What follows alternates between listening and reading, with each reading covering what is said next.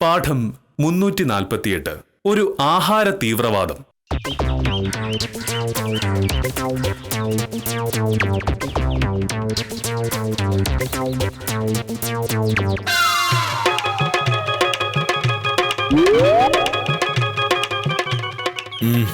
ചായ. ഇതെന്താണ് സാറേ, രാവിലെ മുതൽ മുടിഞ്ഞ വായനാണല്ലോ. എന്താണ് ഇത്ര കാര്യമായിട്ട് വായിക്കാൻ? ഇത് കണ്ടോ ഭമേ, നമ്മുടെ ഇടയിലെ ഭക്ഷണശീലം ഉണ്ടാക്കുന്ന രോഗങ്ങളെ പറ്റിയുള്ളൊരു പഠനം. അശാസ്ത്രീയമായ ഭക്ഷണക്രമമാണ് നമ്മുടെ നാട്ടിലെ ഏറ്റവും വലിയ പ്രശ്നം. എഴുതുന്നവർക്ക് അങ്ങനെ എന്ത് എഴുതിക്കൂടാത്ത മോഹനേട്ടാ. അവര് പറയുന്ന പോലെ ഭക്ഷണം കഴിക്കാൻ ആർക്കെങ്കിലും പറ്റുമോ? കാലം മാറിപ്പോയി മോഹനേട്ടാ. ഇനിയിപ്പോ ഭക്ഷണശീലം മാറ്റാനൊന്നും ആർക്കും പറ്റില്ല. മാറണം. നമ്മുടെ നാട്ടിൽ ക്യാൻസർ രോഗികളുടെ എണ്ണം നാൾക്ക് നാൾ കൂടി വരികയാണ്. അതിന്റെ പ്രധാന കാരണം ഭക്ഷണത്തിലൂടെ നമ്മുടെ ഉള്ളിൽ ചെല്ലുന്ന വിഷവസ്തുക്കളാണ്. ഇതിനെപ്പറ്റി ഒന്നും അറിയാതെ, ഒന്നും വായിക്കാതെ കിട്ടുന്നതൊക്കെ വലിച്ചു വാരി അങ്ങ് തിന്ന് മലയാളി രോഗിയായിക്കൊണ്ടിരിക്കുന്നു. നോക്കൂ ഭാമേ, ഓരോ ഭക്ഷണ പദാർത്ഥവും ഉണ്ടാക്കുന്ന ദോഷങ്ങളെ പറ്റി ഇതിൽ വ്യക്തമായി പറഞ്ഞിട്ടുണ്ട്. നമ്മൾ ഇത് വായിച്ച് ശരിക്കും മനസ്സിലാക്കിയാൽ ഭാവിയിൽ രോഗം വരാതിരിക്കും. എന്തായാലും ഇതിൽ പറയുന്ന പോലെ ഭക്ഷണം ഉണ്ടാക്കാനോ കഴിക്കാനോ എനിക്കറിയില്ല. അതിനുള്ള സൗകര്യം നമുക്കില്ല. അതുകൊണ്ട് വായിച്ചത് മനസ്സിൽ തന്നെ വെച്ചേക്ക്. വേണമെങ്കിൽ വേറെ ആരെങ്കിലും ഉപദേശിച്ചോ, അതെ തൽക്കാലം നടക്കൂ. അത് പോരല്ലോ, ഇതുപോലൊരു പത്രത്തിൽ ഇത്രയും പ്രശസ്തനായൊരു ഡോക്ടറെ കൊണ്ട് ഇങ്ങനൊരു ലേഖനം എഴുതിക്കണമെങ്കിൽ അത് വായിക്കുന്നവർക്ക് ഗുണമുണ്ടാകാൻ വേണ്ടിയിട്ടാണ്. നമ്മൾ അത് വായിച്ച് ജീവിതത്തിൽ പ്രാവർത്തികമാക്കിയാൽ അതിന്റെ മേന്മ ആർക്കാ? നമുക്ക്. അതിൽ പാലിനെ പറ്റി എന്താണ് എഴുതിയിരിക്കുന്നത്? പാൽ കഴിക്കാതിരിക്കുന്നതാണ് നല്ലത്. പ്രത്യേകിച്ച് അന്യ സംസ്ഥാനങ്ങളിൽ നിന്ന് വരുന്ന പാലിൽ പലതരത്തിലുള്ള രാസപദാർത്ഥങ്ങളും ചേരുന്നുണ്ട്. പാൽ ഗുണത്തെക്കാൾ ദോഷം ചെയ്യുന്നൊരു വസ്തുവാണ്. അപ്പൊ പഞ്ചസാരയോ? പഞ്ചസാര ശരീരത്തിന് യാതൊരു ഗുണവും ചെയ്യുന്നില്ല. അതിലെ മധുരം നമ്മുടെ നാവിന് ഇഷ്ടമാണ് എന്നുള്ളത് ഒഴിച്ചാൽ വേറെ ഒരു പ്രയോജനമില്ല. ദോഷങ്ങളാണെങ്കിൽ ഒരുപാടുണ്ട് താൻ. ഈ പാലിനെയും പഞ്ചസാരയും വെളുത്ത വിഷമെന്നാണ് വിളിക്കുന്നത്. ഈ തേയിലയോ? തേയിലയിൽ ലഹരി ചേർന്നിട്ടുണ്ട്. അത് തലച്ചോറിനെ ഉത്തേജിപ്പിക്കുമെങ്കിലും അതിൻ്റെതായ സകല ദോഷങ്ങളും അതിനുണ്ട്. സത്യത്തിൽ പുകവലിക്കുന്നത് പോലെ ദോഷമാണ് സ്ഥിരമായി അമിതമായി ചായ കുടിക്കുന്നത്. ഇങ്ങനെ തേയില ലഹരിയാണ്, പാലും പഞ്ചസാരയും വിഷവും. ഇതിലാണെങ്കിൽ ഈ 3 സാധനങ്ങൾ മാത്രമാണുള്ളത്. അതുകൊണ്ട് ഇതൊക്കെ മോഹനേട്ടൻ കഴിക്കണ്ട. ഞാൻ പക്ഷെ ഒരു ദിവസം 2 ചായ കുടിക്കുള്ളൂ. ഒരു കുടിയൻ ഞാൻ 2 പെക്കേ കഴിക്കാറുള്ളൂ എന്ന് പറയുന്ന പോലെയാണ് ഇപ്പൊ മോഹനേട്ടൻ പറഞ്ഞത്. ദോഷകരമായ കാര്യങ്ങൾ കുറച്ചതുകൊണ്ട് കാര്യമില്ല മോഹനേട്ടാ, നിർത്തണം.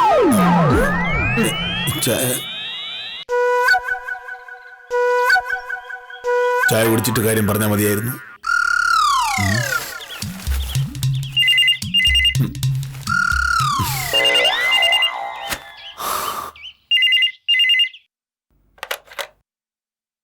ഹലോ, അതെ മോഹനകൃഷ്ണനാണ്. എന്താ സഹദേവ? അതെയോ? എന്നിട്ട് ഏത് ഹോസ്പിറ്റലിൽ? അത് ശരി, എനിക്ക് ഇന്ന് സമയം കിട്ടുന്ന അറിയില്ല. ഞാൻ നാളെ രാവിലെ പോയി കണ്ടോളാം. ശരി.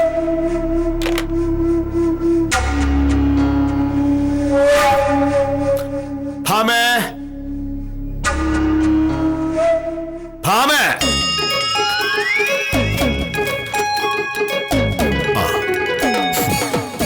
ഒരല്പം മുമ്പ് മലയാളിയുടെ ഭക്ഷണ രീതിയുടെ കുഴപ്പത്തെപ്പറ്റി ഞാൻ നിന്നോട് പറഞ്ഞപ്പോ നീ എന്നെ കളിയാക്കിട്ട് പോയി. എന്റെ കയ്യിലിരുന്ന ചായ കുടിക്കാൻ നീ എന്നെ സമ്മതിച്ചില്ല. അങ്ങനെ പറയല്ലേ മോഹനേട്ടാ. മോഹനേട്ടൻ പറഞ്ഞതൊക്കെ എനിക്ക് മനസ്സിലായത് കൊണ്ടല്ലേ ഞാൻ ആ ചായ കുടിക്കാൻ സമ്മതിക്കാതിരുന്നത്. എന്റെ ഭർത്താവിന്റെ ആരോഗ്യത്തിന് ദോഷം വരുന്ന ഒരു സാധനം ഞാനായിട്ട് കുടിപ്പിക്കുന്നത് ശരിയാണോ? താലൂക്ക് ഓഫീസിലെ സഹദേവൻ ഇപ്പൊ വിളിച്ചിരുന്നു. ഡെപ്യൂട്ടി തഹസിൽദാർ രാജേന്ദ്ര സാർ ഹോസ്പിറ്റലിലാണ്. എന്തു പറ്റി? നിനക്ക് താലൂക്ക് ഓഫീസിനടുത്തുള്ള ഹോട്ടൽ കാവേരി അറിയാമോ? പിന്നെ അവിടുത്തെ മട്ടൻ ബിരിയാണി കഴിക്കാത്ത മനുഷ്യരുണ്ടോ? ഞാനുണ്ടല്ലോ. മനുഷ്യരുണ്ടോ എന്നാണ് ഞാൻ ചോദിച്ചത്. അവിടുത്തെ വിശേഷപ്പെട്ട ബിരിയാണി കഴിച്ചിട്ടാണ് ഡെപ്യൂട്ടി തഹസിൽദാർ രാജേന്ദ്രൻ സാർ ആശുപത്രിയിലായത്. എന്നാര് പറഞ്ഞു? ഭാമേ, ആ, ഈ പറയുന്ന രാജേന്ദ്രൻ സാർ എല്ലാ ദിവസവും ഉച്ചയ്ക്ക് കാവേരി ഹോട്ടലിൽ പോയി ആ മട്ടൻ ബിരിയാണി വാങ്ങി കഴിക്കുമായിരുന്നു. ഞാൻ പലവട്ടം രാജേന്ദ്രൻ സാറിനോട് ചോദിച്ചിട്ടുണ്ട്, രാജേന്ദ്രൻ സാറേ ഉച്ചയ്ക്ക് കഴിക്കാനുള്ള ഊണ് വീട്ടിൽ നിന്ന് കൊണ്ടുവന്നുകൂടെ എന്ന്. നല്ല ഭക്ഷണവും കഴിക്കാം, കാശും കുറച്ചല്ലേ ചെലവാകൂ എന്നും. അപ്പോ രാജേന്ദ്രൻ സാർ പറയുക, മോഹനകൃഷ്ണനെ പോലെ പിശുക്കി ഉമിനീര് മാത്രം കഴിച്ച് ജീവിക്കാൻ എന്നെ കിട്ടില്ല എന്ന്. നല്ല ഭക്ഷണം കഴിക്കാനല്ലെങ്കിൽ പിന്നെ എന്തിനാ ജോലി ചെയ്യുന്നത് എന്നും. നല്ല ഭക്ഷണം കഴിക്കാനല്ല ജോലി ചെയ്യുന്നത്, ജോലി ചെയ്യാനുള്ള ആരോഗ്യത്തിന് വേണ്ടിയാണ് ഭക്ഷണം കഴിക്കുന്നത് എന്ന് ഞാൻ പലവട്ടം പറഞ്ഞു നോക്കി. എവിടെ കേക്കാൻ. ഇപ്പോ കൊളസ്ട്രോൾ കൂടി ആശുപത്രിയിൽ അഡ്മിറ്റ് ചെയ്തിരിക്കുക. എങ്ങനെ കൊളസ്ട്രോൾ കൂടാതിരിക്കും? ആ ബിരിയാണിയിലെ നെയ്യും മട്ടനും കൂടി ആകുമ്പോ കൊളസ്ട്രോൾ കൂടിയില്ലെങ്കിലേ അത്ഭുതമുള്ളൂ. ഇത് പറയാനാണോ അടുക്കളയിൽ മര്യാദയ്ക്ക് ജോലി ചെയ്തോണ്ടിരുന്ന എന്നെ ഇങ്ങോട്ട് വിളിച്ചു വരുത്തിയത്? നീ അടുക്കളയിൽ ജോലി ചെയ്യുകയായിരുന്നു എന്നുള്ളത് കൊണ്ട് മാത്രമാണ് നിന്നെ വിളിച്ചു വരുത്തിയത്. ഭക്ഷണത്തിന്റെ രുചി കൂട്ടാനായി നിനക്ക് തോന്നുന്നതൊക്കെ വാരി വലിച്ചങ്ങിട്ടാൽ രുചി കൂടുമായിരിക്കും, പക്ഷേ ആരോഗ്യം കുറയും. ആ പത്രത്തിൽ പറഞ്ഞതുപോലെ ഓരോ ഭക്ഷണവും നമ്മുടെ ശരീരത്തിനുള്ളിൽ എന്താണ് ചെയ്യുന്നതെന്ന് ശരിയായി മനസ്സിലാക്കിയിട്ട് വേണം നമ്മൾ ഭക്ഷണം പാചകം ചെയ്യാൻ. മോഹനേട്ടാ, എന്റെ അമ്മ എന്നെ പഠിപ്പിച്ചത് വെച്ചാണ് ഞാൻ പാചകം ചെയ്യുന്നത്. കോളേജിൽ പോയപ്പോ ഞാൻ പഠിച്ചത് പാചകവും ശരീരശാസ്ത്രവും അല്ല, നിയമമാണ്. അതുകൊണ്ട് എനിക്കറിയാവുന്നത് ചെയ്യുക എന്നതല്ലാതെ പഠിച്ചിട്ട് ചെയ്യുക എന്ന് പറഞ്ഞ പരിപാടി നടക്കില്ല. നിന്റെ അശ്രദ്ധ കൊണ്ട് നിനക്ക് മാത്രമല്ല ഭാമയെ ദോഷമുണ്ടാകുന്നത്, എനിക്കും കൂടിയല്ലേ. ഞാനാണെങ്കിൽ വളരെ ഉത്തരവാദിത്തമുള്ള ഒരു ജോലി ചെയ്യുന്ന ഒരു വില്ലേജ് ഓഫീസറാണ്. എനിക്ക് എന്റെ ആരോഗ്യങ്ങൾ സൂക്ഷിക്കണ്ടേ? അങ്ങനെയാണെങ്കിൽ രണ്ട് വഴികളുണ്ട് മോഹനേട്ടാ. ഒന്ന്, തനിയെ ഉണ്ടാക്കി കഴിക്കുക. അങ്ങനെ ചെയ്യുമ്പോ ഭക്ഷണത്തിന്റെ കെമിസ്ട്രിയും ബയോളജി എല്ലാം നമുക്ക് നോക്കാൻ പറ്റും. അല്ലെങ്കിൽ അതെല്ലാം നോക്കാൻ അറിയാവുന്ന ഒരു കുക്കിനെ വെക്കുക. അല്ലാതെ പത്രത്തിൽ ഏതൊരാൾ എന്തോ എഴുതിയതിന്റെ പേരില് ഈ പ്രായത്തിൽ പാചകശാസ്ത്രം പഠിക്കാനൊന്നും എനിക്ക് പറ്റില്ല. വക്കീലേ, ഉത്തമൻ, ഞാൻ വിളിച്ചിട്ട് വന്നതാണ്. എന്തിന്? ആരോട് പറയാൻ? നമസ്കാരം വക്കീലേ. കോഴി ഇറച്ചി വേണമെന്ന് ഇത്ര രാവിലെ പറഞ്ഞാൽ കിട്ടാൻ വലിയ പാടാണ്. ജംഗ്ഷനിലെ കട തുറക്കുമ്പോ തന്നെ 9 മണിയാവും. പിന്നെ അത്യാവശ്യമാണെന്ന് പറഞ്ഞത് കൊണ്ട് ഞാൻ ശിവരാമന്റെ വീട്ടിൽ പോയി അവനെ വിളിച്ചോണ്ട് വന്ന് കട തുറപ്പിച്ച് സംഘടിപ്പിച്ചതാണ്. എന്നാ പിടിച്ചോ. ഉത്തമ, എന്തായത്? കോഴിയിറച്ചി ശിവരാമന്റെ കടയിലാണ് സാറേ. എന്താ 1 മണിക്കൂർ മുമ്പാണ് വക്കീൽ വിളിച്ച് പറഞ്ഞത്, ഉത്തമ അത്യാവശ്യമായി ഒരു കോഴിയെ വേണമെന്ന്. വേറൊന്നും കൊണ്ടല്ലോ ഉത്തമ, രാവിലെ എഴുന്നേറ്റ് ചെന്ന് നോക്കുമ്പോ കാണുന്നത് ഇന്നലെ വാങ്ങിയ തക്കാളി മുഴുവൻ ചീഞ്ഞിരിക്കുന്നതാണ്. തക്കാളിക്കറി ഉണ്ടാക്കാമെന്നുള്ള മോഹം അതോടെ തീർന്നു. അപ്പൊ പിന്നെ പെട്ടെന്ന് തോന്നി ഒരു കോഴിയെ വാങ്ങിയാൽ പെട്ടെന്ന് കറി വെക്കാലോന്ന്. മോഹനേട്ടന് ഉച്ചയ്ക്ക് ചോറിന്റെ കൂടെ കൊടുത്തയക്കുകയും ചെയ്യാം, അത്താഴത്തിന് ചപ്പാത്തിയുടെ കൂടെ എടുക്കാലോ. അതുകൊണ്ടാ. ചുരുക്കത്തിൽ നീ ഇന്ന് ഇവിടെ കോഴിയിറച്ചി ഉണ്ടാക്കാൻ തീരുമാനിച്ചിരിക്കുന്നു.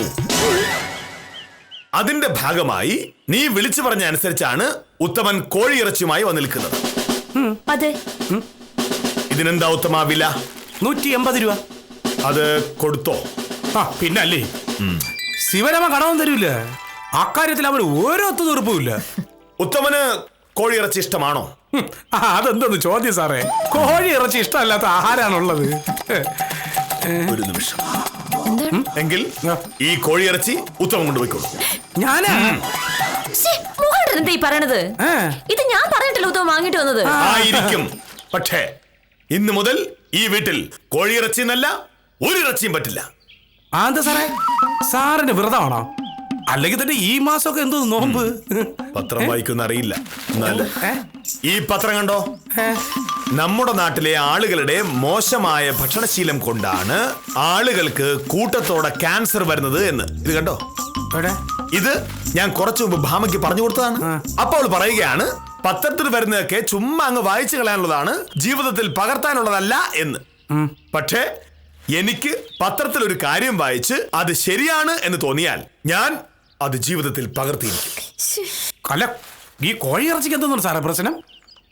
ഇത് മായം ചേർത്തൊന്നും അല്ലല്ലോ. എന്റെ കൺമുന്നിൽ വെച്ചാണ് ശിവരാമ ഇതിനെ കൊന്ന് ക്ലീൻ ചെയ്ത് കഷ്ണങ്ങളാക്കി തന്നത്. ഇതാ നല്ല ഒറിജിനൽ കോഴിയാണ്. ആയിരിക്കും.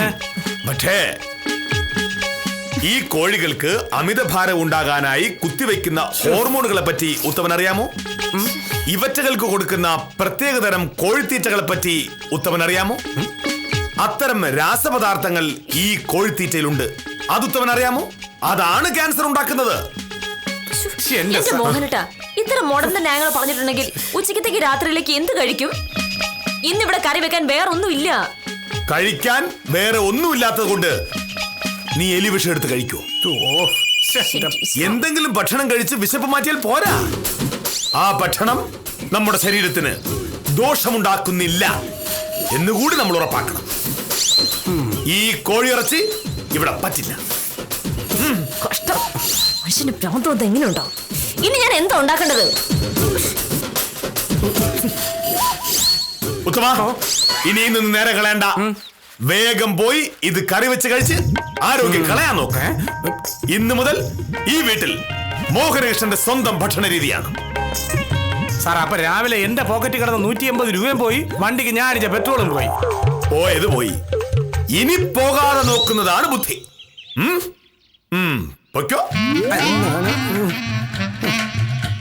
ഇന്ന് യാമനെയാണോ എന്താ കണി കണ്ടത്? ഇത് കൊണ്ടുപോയി കൊടുത്ത ശിവരാമൻ തിരിച്ചെടുക്കുവോ എന്തോ?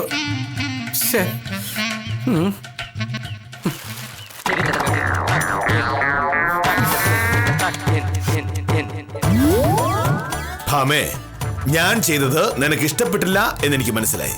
പക്ഷേ ഇന്നു മുതൽ നമ്മൾ ഈ വീട്ടിൽ സസ്യാഹാരം മാത്രമേ കഴിക്കൂ. ഇതാര് തീരുമാനിച്ചു? ഞാൻ മാംസാഹാരങ്ങളുടെ ദോഷത്തെപ്പറ്റി ഈ ലേഖനത്തിൽ ധാരാളം പറഞ്ഞിട്ടുണ്ട്. അല്ലെങ്കിൽ തന്നെ മനുഷ്യൻ ജന്മന സസ്യാഹാരം കഴിക്കുന്ന ജീവിയാണ് എന്നാണ് ഈ ലേഖനത്തിൽ പറഞ്ഞിരിക്കുന്നത്. മോഹനേട്ടാ, മോഹനേട്ടന് 30-30 വയസ്സായി. ഇത്രയും കാലം മോഹനേട്ടൻ മാംസാഹാരം കഴിച്ചിരുന്നു. ഇപ്പൊ പത്രത്തിലൊരു ലേഖനം വന്നോടെ എല്ലാം തകിടം മറിഞ്ഞായിരിക്കും.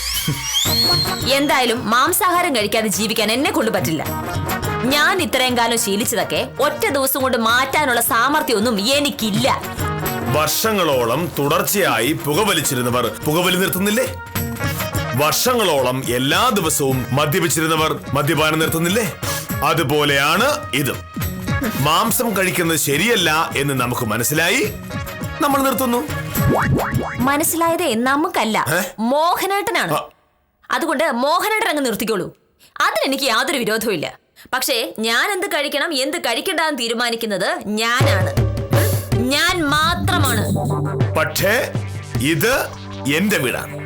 എന്റെ വീട്ടിൽ മാംസാഹാരം പാചകം ചെയ്യാൻ സമ്മതിക്കില്ല. വേണ്ട, എനിക്ക് കഴിക്കാനുള്ളത് ഞാൻ പുറത്തു പോയി കഴിച്ചോളാം. അതിനുള്ള വരുമാനം എനിക്കുണ്ട്. പക്ഷേ അങ്ങനെ ചെയ്യുമ്പോൾ ഒരു ദോഷമുണ്ട്. ഇവിടുത്തെ അടുക്കളയിൽ മോഹനേട്ടന് കഴിക്കാനുള്ളത് മാത്രമായിരിക്കും അപ്പോൾ ഉണ്ടാക്കുക. അങ്ങനെ മറ്റൊരാൾക്ക് കഴിക്കാനായി പാചകം ചെയ്യാൻ ഞാൻ ഇവിടുത്തെ വേലക്കാരിയല്ല. ഞാൻ ഉണ്ടാക്കുന്നത് എനിക്ക് കഴിക്കാൻ പറ്റുന്നില്ലെങ്കിൽ പിന്നെ ഞാനെന്തിന് ഭക്ഷണം ഉണ്ടാക്കണം? ചുരുക്കി പറഞ്ഞാൽ മോഹനേട്ടനുള്ളത് മോഹനേട്ടൻ ഉണ്ടാക്കി കഴിക്കുകയോ ഉണ്ടാക്കാൻ ആളെ വെക്കുകയോ അല്ലെങ്കിൽ പുറത്തുപോയി കഴിക്കുകയോ ചെയ്യേണ്ടി വരും. ഭാമേ, ഞാൻ നിന്റെ ഭർത്താവാണ്. ഭർത്താവിന് ഭക്ഷണം ഉണ്ടാക്കി കൊടുക്കേണ്ടത് ഭാര്യയുടെ കടമയാണ് എന്ന് ഇന്ത്യൻ ഭരണഘടനയിൽ പറഞ്ഞിട്ടുണ്ടോ? ഞാൻ ഇതുവരെ വായിച്ചില്ല. ഇന്ത്യൻ ഭരണഘടനയുടെ കാര്യമല്ല ഞാൻ പറഞ്ഞത്, ഈ കുടുംബത്തിന്റെ ഭരണഘടനയുടെ കാര്യമാണ് ഞാൻ പറഞ്ഞത്. അങ്ങനെ ഒരു ഭരണഘടന ഇല്ല. മോഹനേട്ടാ, എന്നോട് വാശി പിടിച്ചിട്ട് കാര്യമില്ല എന്ന് മോഹനേട്ടാ നന്നായിട്ട് അറിയാലോ. ഭർത്താവിന് ഇഷ്ടമുള്ളത് മാത്രം വെച്ചുണ്ടാക്കി കൊടുക്കുന്ന ഭാര്യമാരുണ്ടായിരിക്കും ഒരുപാട്. പക്ഷേ സത്യഭാമി അതിന് കിട്ടില്ല. ആഹാ,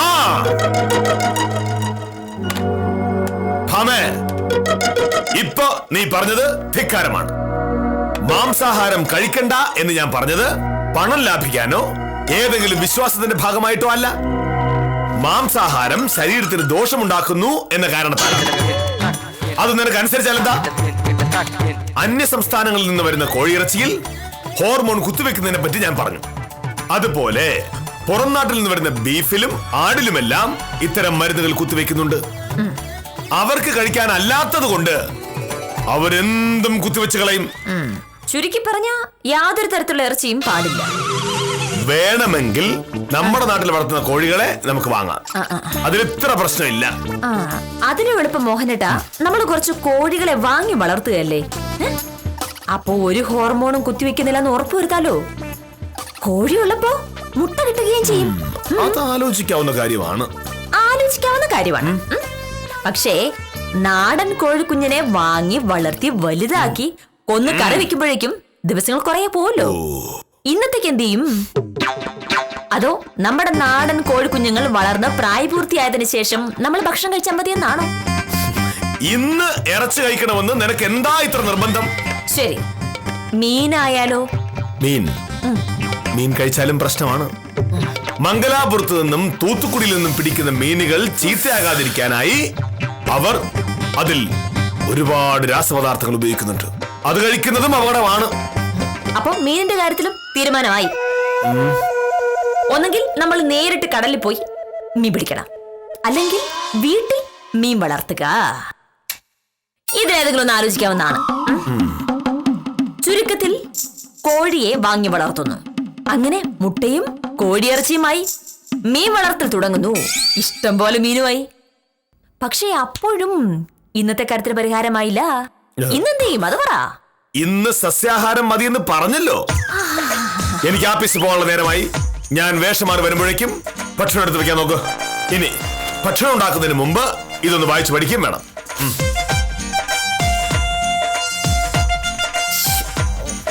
വക്കീലേ, ഉത്തമൻ ഇത്ര പെട്ടെന്ന് വന്നോ? കൊള്ളാലോ. ആ ഉത്തമൻ ഇത്ര പെട്ടെന്ന് വന്നോ? പിന്നെ വരാതെ എന്തോന്ന് ചെയ്യും? ഞാൻ ഇവിടെ നിറങ്ങിയ വളവിലേക്ക് എത്തുന്നതിന് മുമ്പേ വക്കീൽ വിളിച്ചില്ലേ? നേരെ പോയി പറഞ്ഞ സാധനം വാങ്ങിച്ചു തിരിച്ചിതാ വന്നു. ഇതെന്താണ് വക്കീലെ ഇപ്പൊ ഇങ്ങനെ ഒരു നമ്പർ? അതൊക്കെയുണ്ട് ഉത്തമ. വില്ലേജ് ഓഫീസറെ മര്യാദ പഠിപ്പിക്കാൻ ഇത് മാത്രമേ ഉള്ളൂ വഴി.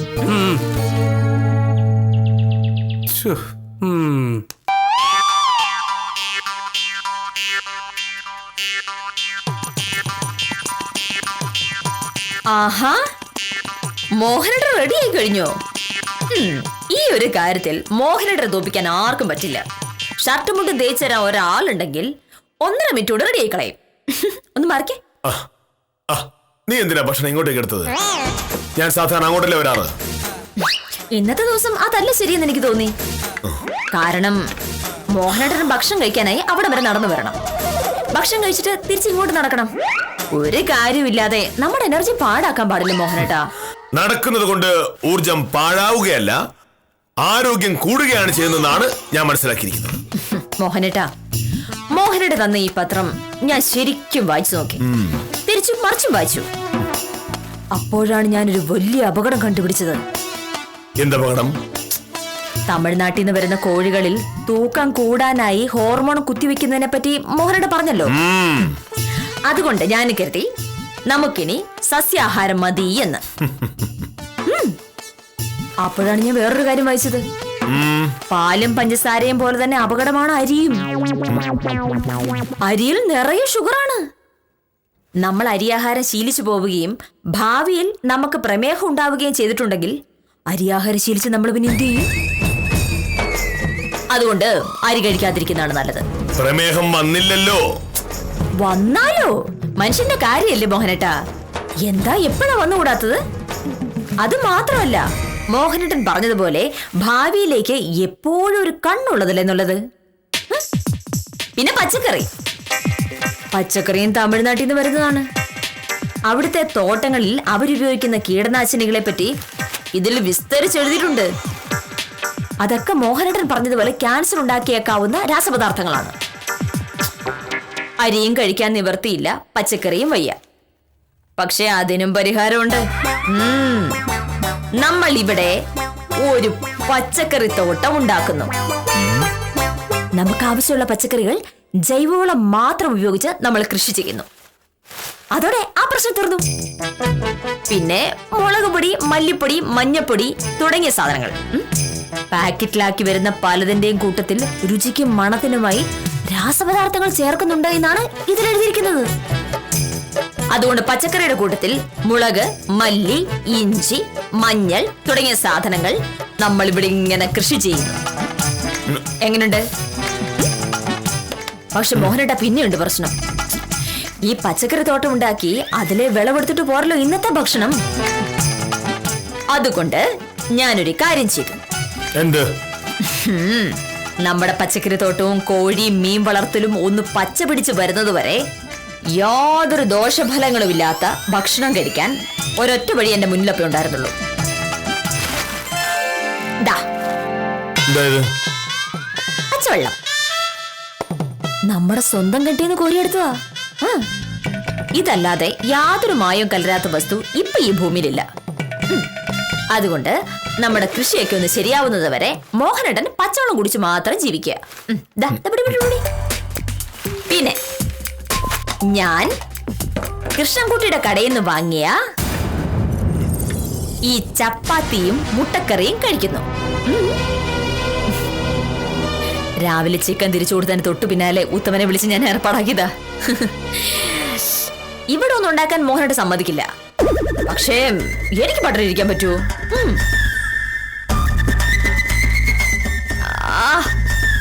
എന്താ ഒരു ടേസ്റ്റ്. അല്ലേലും കൃഷ്ണൻകുട്ടിയുടെ കൈപ്പുണ്യാണ് കൈപ്പുണ്യം.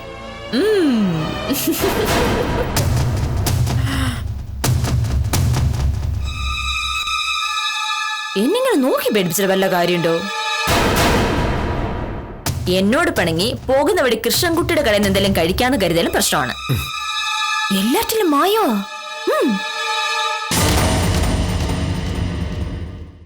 സാറിന് എന്തോ എന്നോട് പറയാനുണ്ടല്ലോ. അപ്പൊ ഉച്ചയൂണ് വായു കൂട്ടത്തിൽ ഇതുപോലൊരു ഗ്ലാസ് വെള്ളവും. വേറെ എന്ത് ചെയ്യാനോ മോഹനേട്ടാ?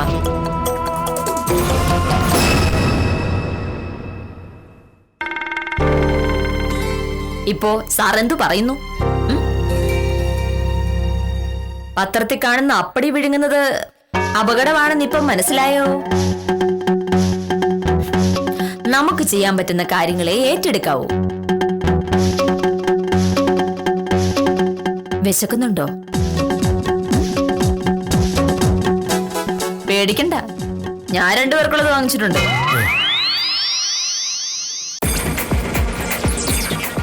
ഇതിന്ന് കഴിക്കുന്നു, അത് മറ്റേത് എടുത്തു തരണോ? ഇത് വേണോ? കഴിച്ചോ? അയ്യേ,